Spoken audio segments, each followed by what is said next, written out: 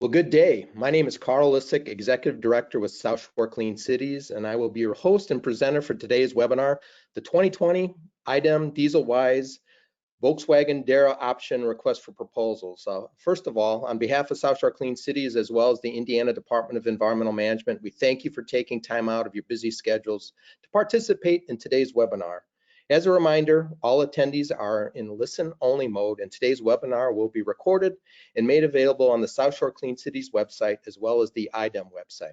If you have any questions throughout the presentation, please type them in the questions box on the panel to the right, and we will address them towards the end of the presentation.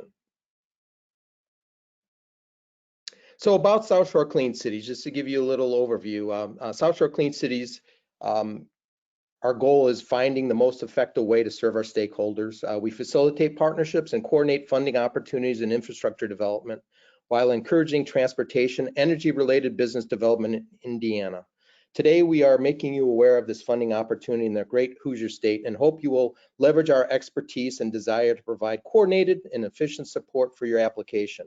As you will see in the upcoming slides, South Shore Clean Cities has been able to leverage and combine resources and partnerships in order to build stronger, better coordinated programs in Indiana. We have been able to assist all type of grant awards and project development throughout the state. National Clean Cities, as you can see, there is approximately 100 different clean cities coalitions located throughout the United States, hopefully here to serve the needs of your projects throughout the United States. So what we try to do with South Shore Clean Cities, we're about partnerships and grant acquisitions. As your Indiana diesel emission partner, we, along with the Indiana Department of Environmental Management, we represent the Midwest Clean Diesel Coalition and have worked with many stakeholders on reducing diesel emissions throughout the state of Indiana. We would like to say we can assist you in determining if your project is even meeting the various grant requirements. So hence, we have saved time and money for various organizations who think they have a good grant application and potentially don't even qualify for a grant. So our goal is we can save you time, we can save you money by becoming engaged with us, and we would focus your attention to our website, southshorecleancities.org, for an overview.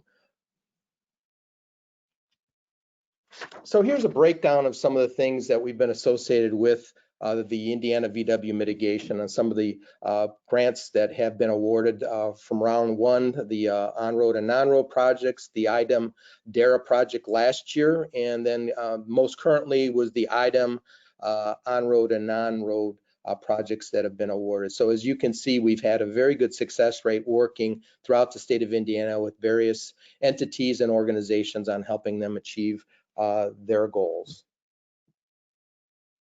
So contact South Shore Clean Cities today, and again, we will be concentrating on off-road equipment. We do various other grant opportunities that are currently out there that may be of interest to your organization, so please access our website or give us a call, and we'd love to talk to you about your next project.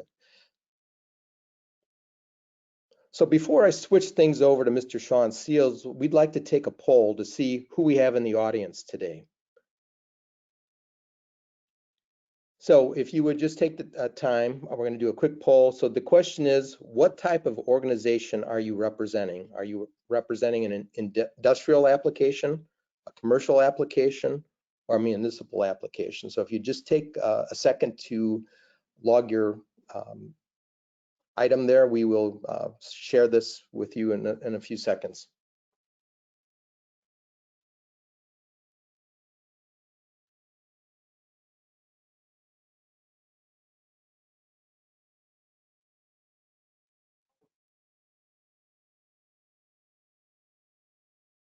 So here's from the poll, the people that are attending, we've got approximately 43% that have industrial applications, 43% are commercial, and the rest are municipal applications. So thank you very much for participating. We will have one other poll coming up after Shawn's presentation. So I would now like to introduce you to Mr. Shawn Seals.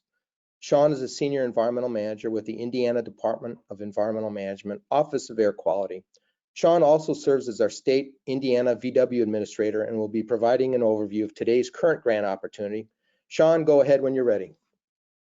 Well, thank you, Carl, and good morning to everyone. I appreciate the opportunity to share this second round of the non-road focused DieselWise Indiana with the Volkswagen DERA Option proposal or request for proposals. As many might know, we did do the same program last year. There are some subtle differences that you'll see as we go through the program or the presentation for this year. So thanks for the opportunity to share, and hopefully we have a good turnout, not only in this webinar, but also in the number of applications that come from it.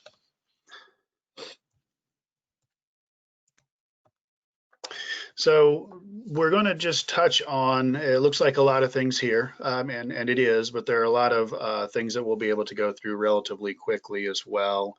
So we'll talk a little bit about why Indiana decided to focus on non-road vehicles and equipment with this particular RFP. Talk about who's eligible to apply, what vehicles, engines, and equipment are also eligible. Talk a little about the funding and also what types of projects and what percentage of each type of project is covered. We'll also focus a little bit on the funding restrictions, just so we're all on the same page. As Carl had kind of mentioned in one of his slides, you know, there are some types of projects that just are not going to be eligible for funding, and there's no need for folks to waste time and energy on something. So we want to try to be as transparent as we can on what the funding restrictions will be within the program. We'll walk through what the application process looks like, as well as the selection process, and we'll give you a little insight into the evaluation criteria that we use for the program, so you can sort of see maybe where you want to focus the highlights of your application. So with that, we'll go ahead and start with the topic of why we're focusing on non-road vehicles and equipment. I think everybody out there knows that diesel engines are the workhorses of the nation. We hear that frequently. But I think what's maybe lesser known is the legacy fleet for non-road vehicles exists way longer than it does for on-road vehicles. And these continue to emit large amounts of nitrogen oxides, particulate matter, and other air toxics. And these pollutants are linked to premature deaths and asthma attacks and lost work days for employees and employers, and probably some other health impacts that we may not even really be recognizing just yet. So it's important that we do spend a little bit of focused time on the non-road sector that doesn't always get all the flash and sizzle of the on-road sector. And then the other reason that we're focusing on the non-road program is because the National Volkswagen Environmental Mitigation Trust Program, the VW program here in Indiana, actually does allow beneficiaries such as us to direct some of the Volkswagen funds to our DERA-based programs. So we can kind of link some of those Volkswagen funds to the DERA program, and that gives us a lot better flexibility for the non-road sector than the Volkswagen Mitigation Trust Program does by itself. For the non-road sector, for the most part, you would have to move to all electric alternatives if we stayed solely under the umbrella of the Volkswagen program. So who's eligible to apply? Well, if you're a public diesel fleet or you're a private diesel fleet, you're pretty much eligible to apply. So if you have a piece of diesel equipment, whether you're public or private, you are going to be eligible to apply. What types of vehicles and engines and equipment are eligible under this program? Once again, you know, we're really focused on that non-road sector, and that includes marine engines, it includes locomotives, and of course it includes a variety of non-road engines and equipment or vehicles that are used in maybe construction or cargo handling at a port or an airport, the agricultural industry. We haven't had a lot of applications from the ag industry, but certainly eligible.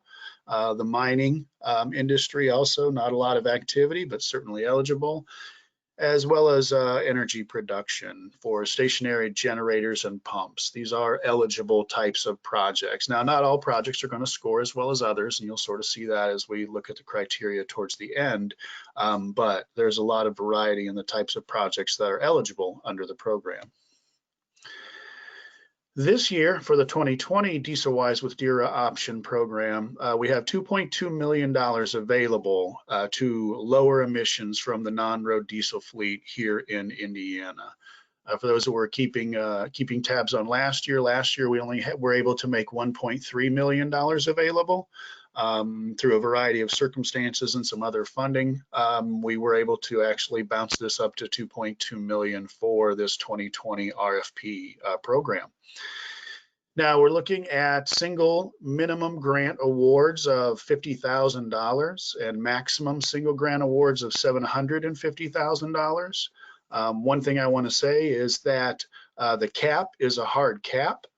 We aren't looking for projects over $750,000, but the floor, if you will, is a soft floor. If we have a really, really good $45,000 project that applies for funding, it scores well, it has everything that we're looking for, we will certainly consider awarding that project. But the goal with setting kind of that floor amount is just so that we're not trying to manage, $20,000, $40,000 projects, maybe one or two, but not necessarily too many. All of the applications are due the day before Thanksgiving on Wednesday, November 25th. And one of the things you'll see here that is actually kind of a nice little buffer that, there are a lot of things that have happened due to the pandemic. Most of them have not been ideal, but there are some flexibilities that have been given to us due to the pandemic that we certainly are thankful for. And one of those is that the projects must be completed by September 30th of 2022. Typically, this would be 2021.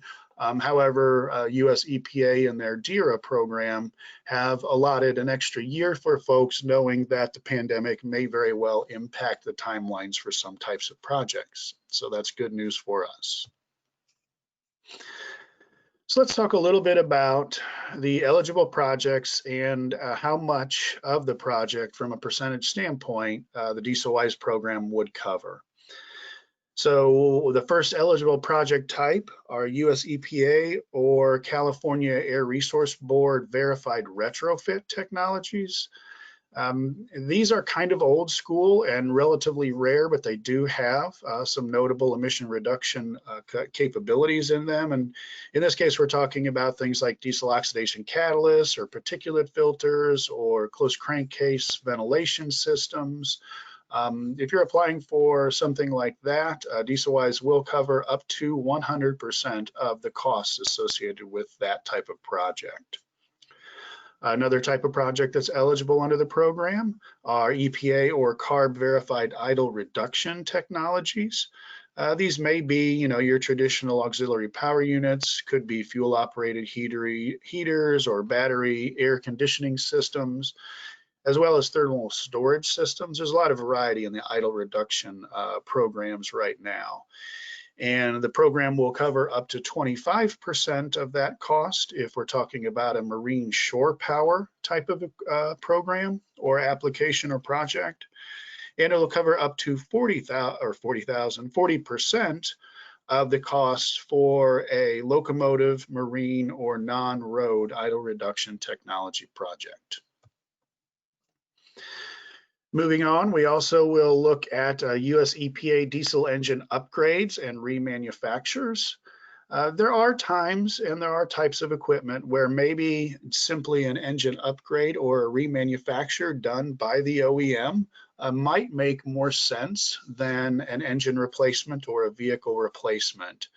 And in cases like those, DieselWise will cover up to 40% of those costs for locomotive, marine, and non-road equipment. Now we get into probably the more common types of projects we've been seeing over the last several years, and those are replacements. The first type of replacement is a US EPA certified engine replacement. And this is a scenario, this is a phrase that used to be used in this grant industry, if you will, through DERA, was repower. That was the term that used to be used, was repowers. And in essence, what we're talking about here is just pulling an existing diesel engine from a piece of equipment and replacing it along with its emission control equipment with something that's newer and cleaner. So maybe you have a front end loader or a bulldozer that mechanically is very sound, but you really want to lower the emissions from that engine. That might be a good example of where one might want to go ahead and do only an engine replacement, since the mechanicals or the overall cost of a bulldozer, for example, can be pretty high compared to just maybe replacing that engine. And then the last option there is US EPA certified vehicle and equipment replacements. And this is where we're actually going to take the entire vehicle or piece of equipment out of service and replace it with a cleaner diesel alternative that serves the same purpose. And it says a cleaner diesel alternative, but by that we mean really anything that is cleaner than the existing. So, for example, if it is a newer, cleaner diesel piece of equipment, or maybe an alternative fuel type of piece of equipment, the program will cover up to 25% of that replacement cost. And if it happens to be the type of equipment that can be replaced with a all electric or zero tailpipe emissions type of power, the program would cover up to 45%. And I will say that these are the engine replacements, and the vehicle and equipment replacements are really those areas where the DERA option from Volkswagen has the most impact from the standpoint of creating that flexibility. Under the Volkswagen program, if you were going to replace an engine or replace a vehicle in the non-road sector, you really weren't entitled to use an alternative fuel, nor were you entitled to use a cleaner diesel option. The only option you had in most, if not all of those cases, was to move to all electric. And we all realize that there are some places where that's appropriate, but many where it is not. So the DERA option program with DieselWise Indiana gives you that flexibility. Now let's go ahead and talk a little bit about funding restrictions, because I think this is an important thing to touch on so that we all are on the same page on the front end. The first one, and this is a very common question that does come up, especially for those that are maybe looking at moving from a old switcher locomotive to an all-electric rail car mover, as an example. And they ask the question about infrastructure. Well, one of the restrictions in the program is that no funds are awarded that could be used, or that would be used for fueling infrastructure. So we're not funding fueling infrastructure. We're actually focused on the vehicles and equipment within the program. No funds under the program will be used to retrofit, replace, or upgrade agricultural pumps that operate less than 500 hours per year. The same goes for locomotives that operate less than 1,000 hours per year. And we want to make note in that last sentence, you'll see that engine hours may be combined to reach the 1,000-hour threshold, where 2 engines would be scrapped and replaced with a single engine. We have had some applicants or some interested parties that have said, you know, what if we get rid of 2 locomotives and replace it with 1? Can we use the hours of those 2 locomotives combined to get to that 1,000? And the answer here, as you can see, is yes. No funds under the program will be used to retrofit, replace, upgrade, or install idle reduction technologies on marine engines that operate less than 500 hours per year. Kind of the same thing with locomotives. If you've got a marine engine scenario where maybe there are 2 engines that you would be replacing with a single one, you can use the hours of those 2 engines to get to that 500 figure. Similarly, all other non-road engines that operate less than 500 hours per year cannot be replaced, retrofitted, or upgraded within the program. So, you know, I think the lines there you want to look at, if it's an agricultural pump, it's got to operate more than 500. If it's a locomotive, more than 1,000. If it's marine or non-road, those are also has to operate at least 500 hours. And then we want to look at sort of an interesting category, or I guess I'd call it a restriction, but it's also an opportunity. You'll see that no funds awarded shall be used for projects with horsepower increases more than 25% without written approval of DieselWise Indiana administrator. And we recognize that there are times where maybe replacing this piece of equipment with that piece of equipment might actually end up being a bump in power. Maybe you're moving from 600 horsepower up to 650 horsepower in a piece of equipment. We recognize that that happens, and we also recognize that with that newer technology, even moving up to 650 horsepower, it is still a significant emission reduction, and we don't want to close the door on that. So as long as it's within 25% of the original, go ahead and reach out to us, and we'll let you know whether we feel that that is a viable project and approvable project or not. And I will say, kind of like, you know, the hard cap, soft cap thing, if it's 27% higher, go ahead and reach out to me there as well, and we'll see if we can get on the same page. And then the last, and I guess I would say in some ways the most important piece, is that folks need to understand from the front end on the outset that any engine, vehicle, or equipment that is being replaced under the program must be scrapped or rendered permanently disabled within 90 days of being replaced. These are not replacement programs if you do not take a piece of equipment out of service. And that's generally how US EPA has operated the DERA program pretty much from its outset, was that it's not a program that's going to provide additional fleet. It's going to be a program that's going to encourage the reduction of diesel emissions by replacing existing pieces within your fleet. And then we can talk a little bit about some of the non-road, more specific engine restrictions, if you will. So in the non-road engine restrictions, anything awarded under the RFP, no funds can be used to replace non-road vehicles or equipment with vehicles or equipment that are powered by unregulated Tier 1 or Tier 2 compression ignition engines. And then I'm going to bounce to the third bullet also. And the third bullet, as you'll see, says no funds awarded under the RFP shall be used to replace non-road engines with Tier 3 or lower combustion or compression ignition engines. So in essence, what that's really telling us is that you cannot replace any non-road pieces with, you can't replace with a unregulated Tier 1 or Tier 2. It basically has to be Tier 3 or above. And then that middle bullet talks a little bit about the age, if you will, of the equipment, and it has to be 1986 or newer under the program. Locomotive restrictions, you'll see these are kind of similar, but they just want to, since it's a non-road sector and it's a little bit more specific and sometimes a little more complicated, we want to make sure that we're you know, being clear on the front end.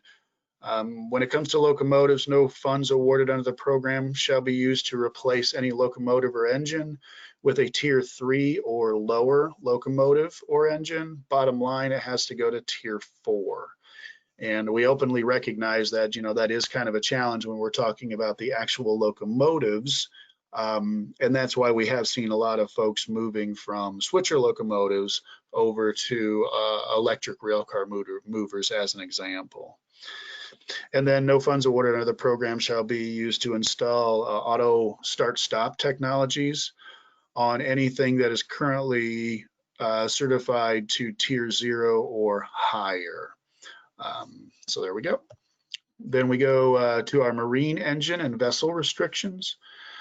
Similar to some of the others, no funds under the program can be used to replace or upgrade Tier 3 or Tier 4 marine engines and vessels with other than zero tailpipe emission technology, or to replace marine engines with Tier 2 or lower. So bottom line is, if you're going to put a new engine in, it has to be 3 or 4. If you already have 3 or 4, the only option you can use the program for is to move to a zero tailpipe.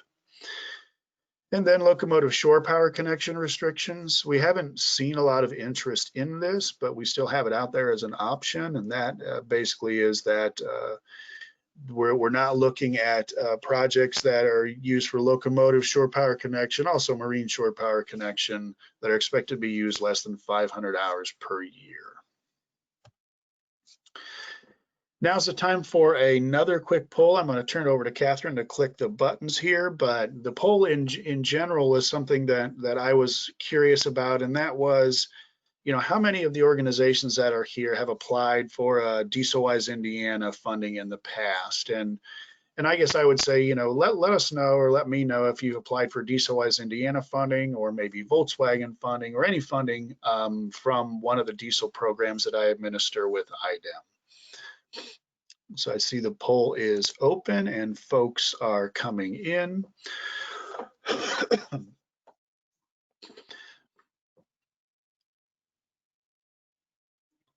The reason I'm curious about this is twofold. One, the more information we have, the better we can serve our customers, obviously. It also gives me some sense for how much time and energy to spend on some of the next pieces that we're going to talk about in the presentation, which aren't too many more slides, so we're about there. So you can see in front of you the results. 53% have not applied before. 35% have applied and are planning to apply again. And looks like some other folks in that 12% category have also applied. So thank you for that. Looking good there. And then we shall move on.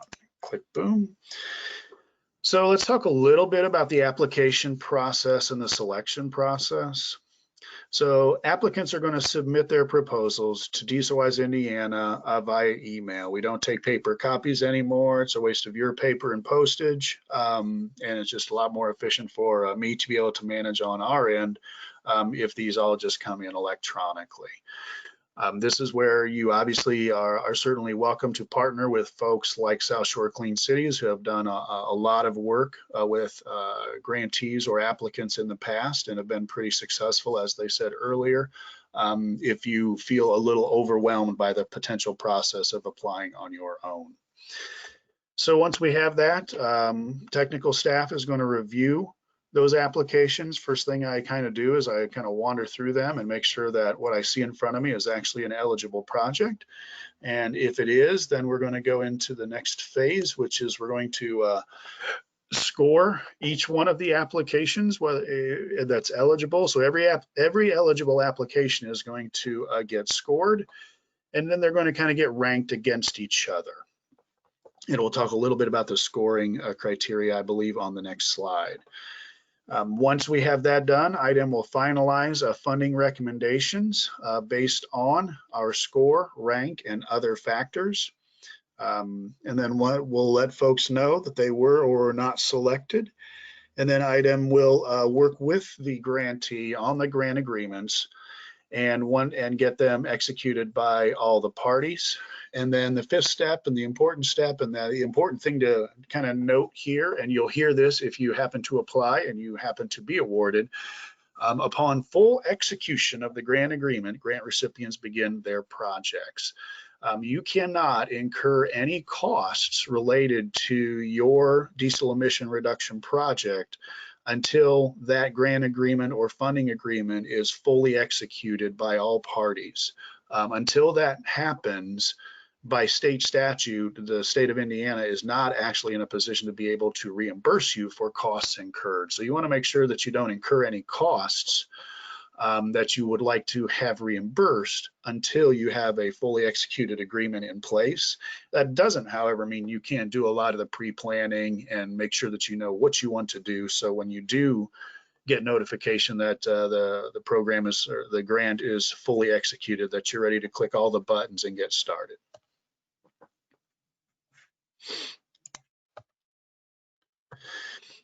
So let's talk a little about the evaluation criteria.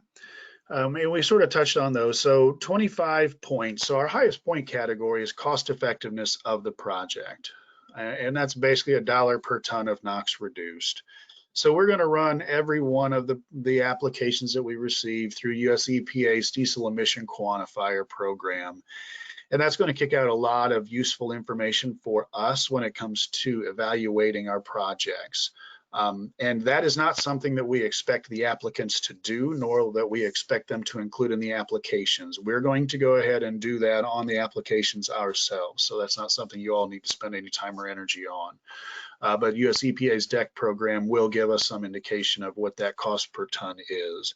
And then everybody's kind of scored against everybody else, if you will, with the most cost-effective projects receiving the highest point values and the least cost-effective projects receiving lower point values. Transformational potential is and has been a very important category or criteria for the programs that have a connection to the Volkswagen Mitigation Trust. And in large part, transformational potential is really seen as the potential to prove or maximize effectiveness of newer technology. So in large part, if you're moving from a piece of diesel equipment to a piece of electric equipment or an alternative fuel, you're going to score better in this category than if you're simply going diesel to diesel. With the recognition and the understanding, I will say I've been doing this for over 20 years now, so I want to be clear that I understand and recognize within the non-road sector that there are not a lot of truly viable options for a lot of the equipment types that exist out there in the non-road sector. The third category that will be about a 15-point category is the project's total NOx emission reduction potential. This is also something that is kicked out of US EPA's DEC program, that diesel emission quantifier. And similar to the others, it will be, or similar to cost effectiveness, it's compared, you're compared in relation to all the other applications. National Ambient Air Quality Standard sensitive areas as a percentage of current standards. This, if you will, is nothing more than where is the project going to be located and what is the air quality, or the I guess I would say more in this category, what are the demographics for sensitive areas and other criteria in that area, and that's a 15-point category. And then we look at air quality benefits to areas with sensitive populations. So both of these kind of take in sensitive populations. One focuses a little more on the people, one focuses a little bit more on the air quality, if you will. Leveraging of resources, and you'll see parenthetically that it says financially only. And the point in the financial only is that your in-kind matches of, say, labor to do A, B, or C are not a part of the leveraging of resources calculation. And in large part, that's because it's really, really easy for folks to indicate that this is going to be their in-kind match, but it's really, really hard for us to be able to actually monitor that on our end after the fact. So if we stick solely to the dollars and cents of leveraging, it becomes much more straightforward when we look at how to allocate those 10 points. And then the last two categories really are just kind of Indiana and MBE types of focuses. If you're registered with the state of Indiana and you operate vehicles and equipment with Indiana facilities primarily, you're going to get 5 points out of that category. And then the final one is if you're an active participant in the state of Indiana or Department of Administration or Department of Transportation's MBE, WBE, VBE programs, or you're a nonprofit or local unit of government that has published guidelines that support the MBE, WBE, VBE participation, you can get 5 points here. I think a really key point here is, and it seems to be kind of the way that I do so much, is if you see it parenthetically, you really want to focus on what I put in parentheses. Include that documentation. Simply saying that we are an MBE or we participate in, some sort of a veterans program is not adequate. You need to provide enough documentation that truly demonstrates that you are, an active participant in that. And I'll use as an example one example that we see a lot of that doesn't really give us what we're looking for, but maybe one might feel that it does. And that would be, if you are a corporation or you're a municipality and you have kind of equal opportunity clauses within your own RFPs, unless you have specified that we're going to require 10% participation of MBE, WBE, VBE within our program, it really doesn't do what we're looking for it to do. It's simply saying that you're looking for that is not necessarily a commitment to do that. So what we're looking for are folks that clearly are committed to doing that and have, you know, policies in place that show that. Whoop. And then our last slide here is the estimated timeline. I think folks always want to know kind of what the timeline is. We've talked about some of it, but not all of it. And the applications, as I said, are due November 25th, and that gives folks basically 8 weeks, roughly 2 months from the time that it was posted until the application deadline. We're going to review, prioritize, and select projects ideally by December 4th. We're giving ourselves about a week to do that. We're hopeful that it will work out that way. Within a couple weeks after that, you will be notified as to whether you were selected for an award or not. Usually takes about 4 weeks to turn grant agreements around fully. And that's really, I would say, if we're on that December 16 timeline, that January 15 timeline is only slowed down because we do have some holidays in between. Usually we've been able to turn around grant agreements now that we've gone to, you know, all electric signatures. We're turning grant agreements around within a few weeks, but we've given a little bit more wiggle room because we are working around the holidays. But early 2021 grant agreements should be in place and folks can start working on their projects. And then, as I alluded to earlier, we've got an extra year, thanks to US EPA and their DERA program, allowing for folks to go out to September 30 of 2022. So we shouldn't have any real problems with folks being able to complete projects on time. And then the final slide is the typical for more information. There is a DieselWise Indiana website there. You can follow that link. You can type that in. You can simply Google DieselWise Indiana. All of them will get you there. And then my contact information sits there below that. Like virtually, well, I would say like most, if not many, I guess that's kind of the same, folks, we are currently within IDEM and the state. We are doing a lot of work from home and a lot of teleworking. So what you see there is my office number. Our phone system does basically kick any voicemails over to my email. So I do get those emails or those voicemails. And I guess I would say if you do have any questions and you contact me directly, you will hear on the message that, you know, email is certainly preferred, because with the email we can accomplish 2 things. 1, I can more easily reply to you at any hour of the day. And 2, if it feels like we need to have a phone conversation, having your email address, we can set up a Microsoft Teams meeting to have some conversations if needed. So with that, I will pass it back to the folks at South Shore and let them kind of facilitate any Q&A we might have.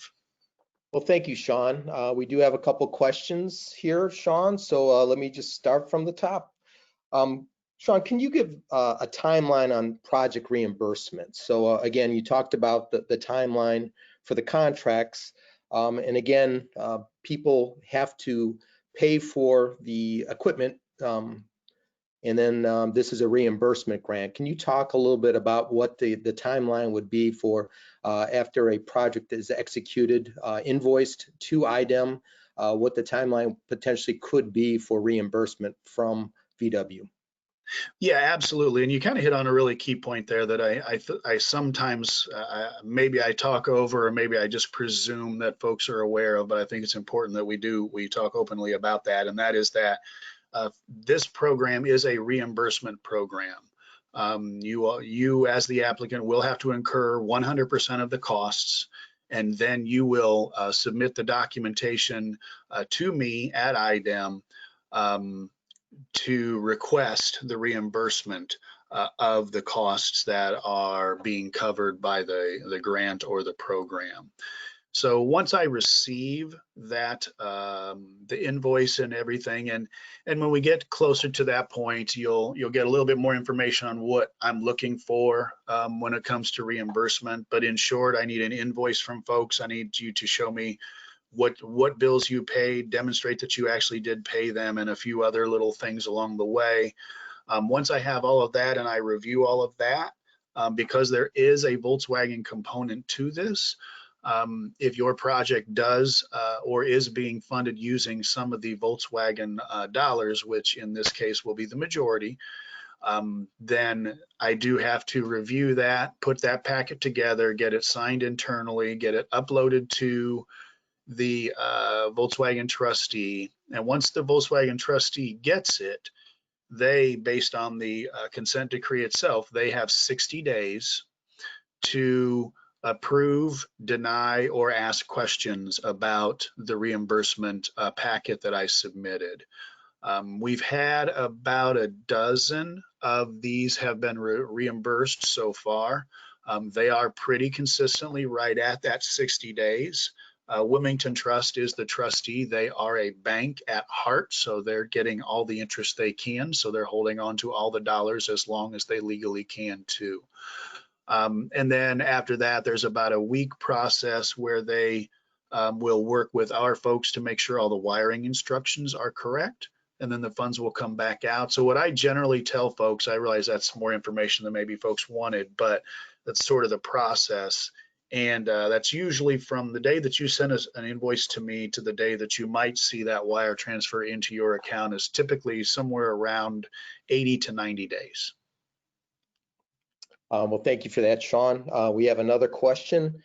Can we lease equipment through this program?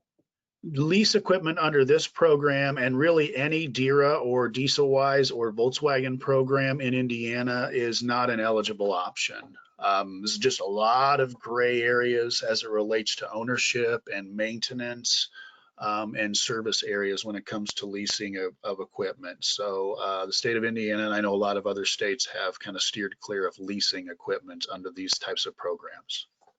Thank you for that. Another question is, again, you talked about fueling infrastructure is not available under this project, but can fueling infrastructure be used to be part of your leverage on the grant project itself?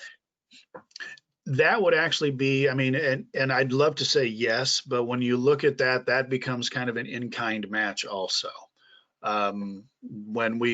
If you'll recall within the criteria, you know, the financial only statement is very focused on the equipment or the engines. So as much as I wish I could say, yeah, that's the case, no, it really isn't. But what it does do, and I think this is also relevant, if you look at the RFP, you'll see that in addition to all of the quantitative criteria that we've talked about here, there are also some qualitative criteria that come into play. And I'll use as an example, if an entity is moving from diesel to electric and they're putting a lot of funds into electric charging infrastructure for a piece of equipment, one could make the argument that they're definitely making a move towards that type of fueling, being electric, for more of their equipment than just that single piece. And that's where, you know, there are the qualitative criteria where maybe if we have two projects that are really close, but one is showing a lot more incentive to move to a cleaner option than maybe the other, there's always that option that one then kind of, I don't want to say rises above, but definitely gets more consideration than it would have solely based on the quantitative values. Okay, well, thank you. So another question we have here, is there an advantage for applying for a single grant covering several machines versus several machines with individual grants? So basically, is it advantageous just to do one grant with several pieces of equipment, or separate those grant applications via the machines, individual applications? So bunch them or not? Right.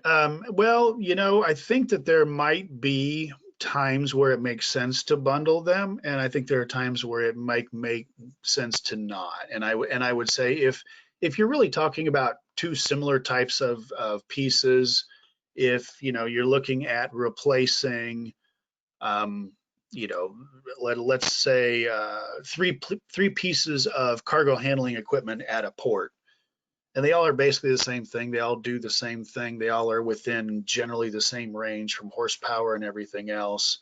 Then bundling them is probably fine. But if you're a facility that you're looking at replacing a switcher locomotive along with a front end loader and maybe something else, well, those might make a little bit more sense to apply separately. And the reason I say that is if you bundle, let's say, those 2 or 3 different types of vehicles or equipment in a single application, it could be that we find one of those pieces really appealing, but the other not. Or one of those would score really well, but the other would not. You have a scenario where maybe some of the good stuff ends up not scoring as well because some of the lesser good stuff is on that same application. Whereas if they were carved out and separate, the good stuff would be on its own and the lesser stuff would be on its own, and you wouldn't lose out on that good stuff, if that makes sense. Sure. Thank you for that, Shawn. So another question we have is more better when it comes to the grant application. So is it helpful when applicants provide information you aren't asking for from the RFP? Well, I would say it can be. There's a 10-page limit on the application, and we really want folks to stick with that 10 pages. And there's some types of information that may be helpful and useful, but there's other type of information that's just fluff. We don't really need and I'll use these as a couple examples. We don't really need, if you're looking at, let's say, a front end loader replacement project, we don't necessarily need you to give us the brochure and all of the specs of the front end loader that you're looking at. We get that. We understand what those are. But if you're looking at maybe a locomotive to an all electric shuttle car mover, well, those are a little more new technologies, and that might be something useful to include so that we feel a little more educated on what we're doing. So I guess I would say it that way, is if it's a pretty common technology, we really don't need all that extra information. But if it's a little out of the box or a little more, I guess I would say advanced, then that information is fine. And just to be clear, that doesn't really count against the 10-page application limit. Okay. We have several more questions here, Shawn. So are there reporting requirements after the grant is completed? There are reporting requirements after that's completed, but there's really just one primarily. And that's sort of a summary of, what went well, what didn't go well with the project. We will, because we are kind of connected to the Volkswagen program, we as the beneficiary have reporting requirements that we have to meet for the trustee. So you will see in the grant agreements or funding agreements some language that in essence just says, we have these reporting requirements and we expect you to help us get the information that the trustee might be asking for. So they won't be at all onerous, I would say, but there may be some. Okay. So this is an electric question. For replacements of EV technologies, do you consider charging boxes infrastructure? And is that not eligible for funding? So for replacements to EV technologies, do you consider charging boxes infrastructure? Yes. Okay, very good. And then on that, are there any updates on the VW EVSE portion of the grants that were due back in September?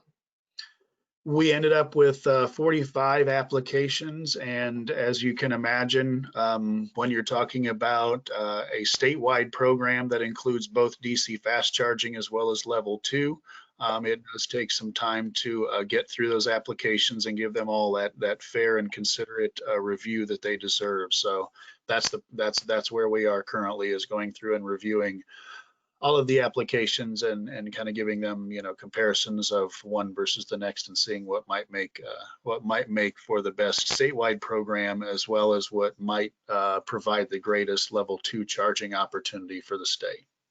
Okay, and we have another question here. What portion of the 2.2 million is from VW versus DieselWise? I would say about, if I recall correctly, about maybe 1.6 to 1.7 is Volkswagen. Okay. And then can you give some examples of some past successful VW DERA funded projects, things that you've funded in the past, Shawn? Sure. I mean, I think, one of the, and this is something that can happen under DERA also, or under Volkswagen in some ways, but when we're looking at switcher locomotives that are pulled out of service and replaced with all electric rail car movers, those are pretty exciting projects with huge emission reduction potential. We've done some landfill compactors. I know that it's not a very common piece of equipment, but it's a very large and very expensive piece of equipment. And that's a good example of something that works well under the DERA option, but would not even be eligible under Volkswagen, but has significant emission reduction potential. Moving, getting rid of a 20-year-old landfill compactor and replacing it with, a brand new tier 3, tier 4 version that's doing the same thing, but emitting, probably half of the emissions that the other was, are great projects. Those are just a couple that come to mind real quickly. And keeping in mind that, we've really only had one round of the DERA option program about this time last year. So we're still kind of getting rolling under the DERA option program. So I think we have one last question here, Shawn, that we're aware of right now. So when is the best time to gather information to apply for a grant? When the RFP opens or sooner? I'd say yesterday is always good. With the point is, and I say that, and when people do ask the question, I usually say yesterday or last week, and the logic being, folks should recognize and realize that there are almost always opportunities out there with DERA, with Volkswagen through DieselWise for diesel emission reduction grants. So, if you're at all curious to know whether or not something might be a viable project, start doing the homework now, because when the RFPs open, there are a couple of challenges that come into play. One of them is when the RFP opens, it becomes a little harder for me to have open dialogue with a potential applicant. I can meet with applicants, I can talk with applicants, but I can't necessarily be recommending strategies on how best to apply.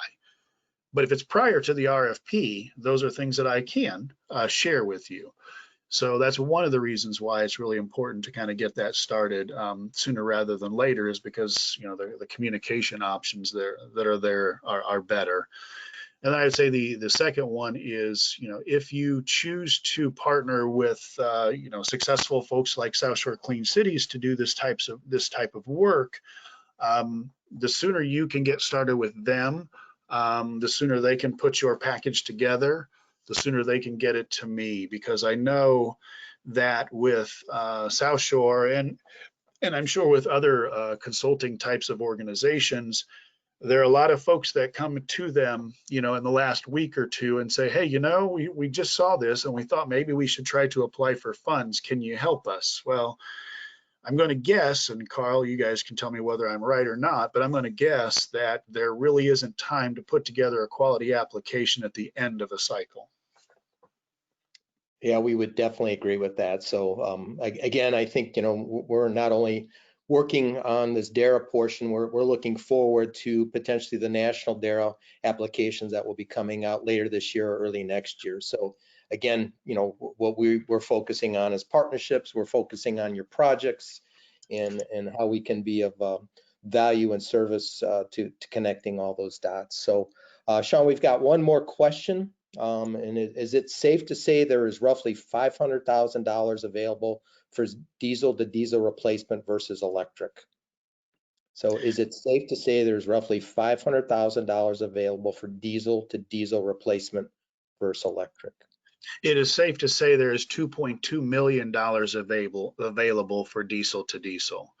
That is very specifically the goal and the intent of the DERA option under Volkswagen, is that we can use those funds in whatever way the current DERA program allows. So not only do we, and you'll see, for those that might have paid attention, you'll see that the match percentages, or the amount of, or the percentage of a project that is covered under the DERA option, is not necessarily the same as it would be under the straight up Volkswagen program, because the match requirements, the hour requirements, the vehicle type requirements, but in this case, in reference to this specific question, the fuel requirements are driven by the DERA program and not the Volkswagen program. So circling back, it's $2.2 million that can be spent on DERA, on diesel to diesel, because of the DERA option within the program. Well, Shawn, we've concluded all of our questions. Thank you very much for your time today. Thank you, ladies and gentlemen, for participating in this webinar. Again, this webinar has been recorded and will be posted on the South Shore Clean Cities and IDEM websites, along with a listing of all the questions that were asked today. Thank you for your presentation, Shawn, and we look forward to assisting with any grant applications for this round of funding. Have a great day, everybody. And again, thank you for participating in this webinar.